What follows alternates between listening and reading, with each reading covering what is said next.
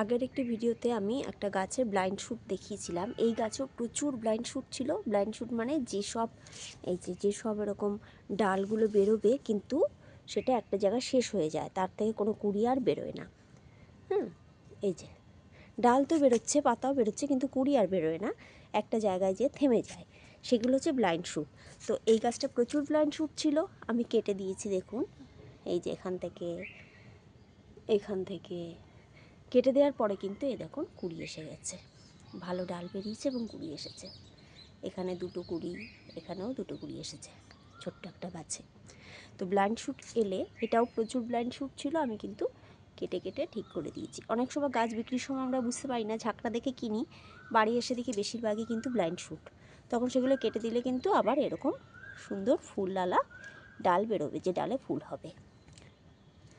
সাত পাতা ভাবে মানে কিন্তু এলা ডাল নয়। এই দেখুন, এটাও সাত পাতা, কিন্তু এটাতে কিন্তু কুড়ি আসছে। ঠিক আছে, সাত পাতার তার কোনো ব্যাপার নেই।